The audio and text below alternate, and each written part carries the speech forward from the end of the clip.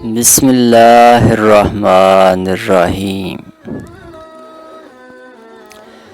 اگر آپ پریشان ہو رہے ہیں کہ ہر چیز آپ کے ہاتھوں سے نکل رہی ہے اور حالات آپ کے موافق نہیں ہیں، تو ایک مرتبہ اس درخت کے بارے میں ضرور سوچنا جو ایک ایک کر کے اپنے تمام پتے کھو دیتا ہے، لیکن پھر بھی کھڑا رہتا ہے، صرف اور صرف اسی امید پر کہ جو خزاں لایا ہے ایک دن بہار بھی ضرور لائے گا۔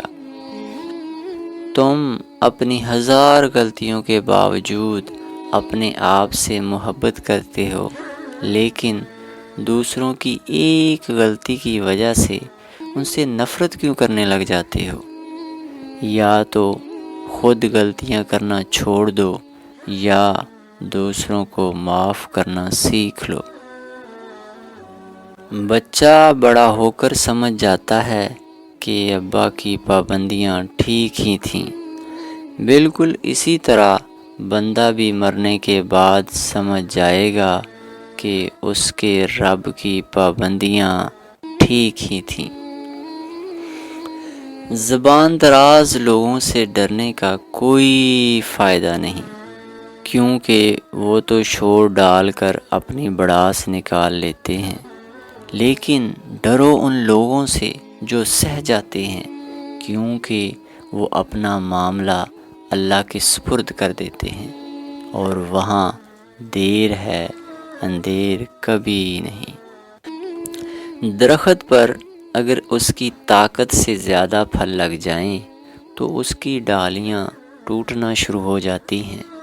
بالکل اسی طرح اگر کسی انسان کو اس کی اوقات اور ظرف سے زیادہ مل جائے تو وہ رشتوں کو توڑنا شروع کر دیتا ہے۔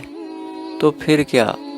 درخت آہستہ آہستہ اپنے پھل سے محروم ہو جاتا ہے اور انسان اپنے رشتوں سے۔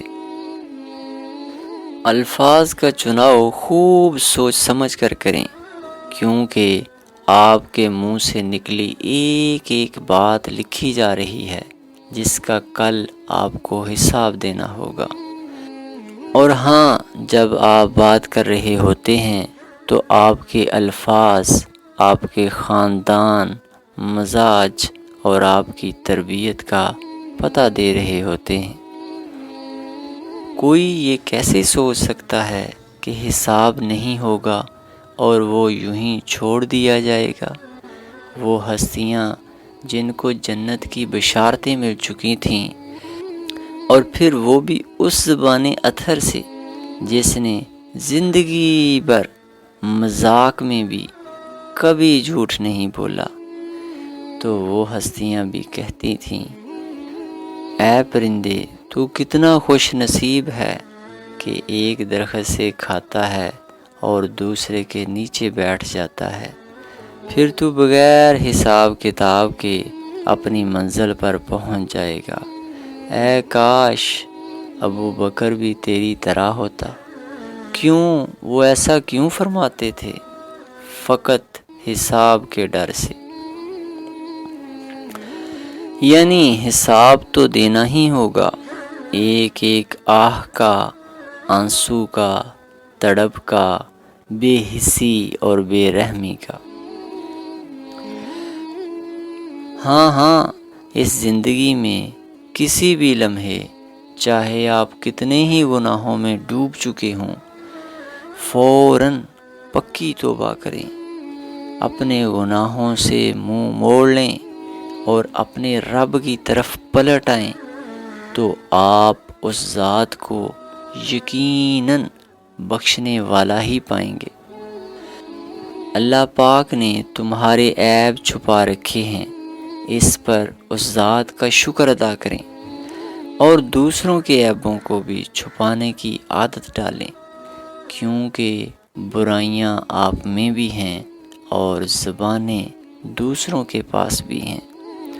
اور ہاں، یاد رکھو، جس نے اس جہان فانی میں کسی مسلمان بھائی کے عیب چھپائے، اللہ کل قیامت کے دن اس کے عیب چھپائے گا۔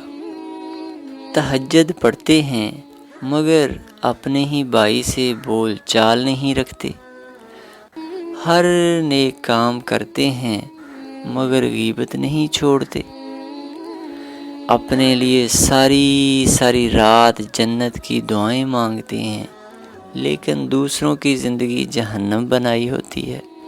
صاحب یہ کیسی خود فریبیاں ہیں، اپنی نیکیاں ایسی تھیلی میں نہ ڈال جس میں سوراخ ہوں۔ اپنی نیت کو صاف کیجیے، پھر اپنی طرف سے بھرپور کوشش اور محنت کیجیے۔ ہاں طریقہ صحیح اور جائز ہو، پھر دعا کیجیے، پر امید رہیے اور نتیجہ اللہ پر چھوڑ دیجیے۔ اللہ پاک ہم سب کو ان باتوں پر غور و فکر کرنے، عمل کرنے اور اپنی زندگیوں کو بدلنے کی توفیق عطا فرمائے۔ آمین۔ والسلام۔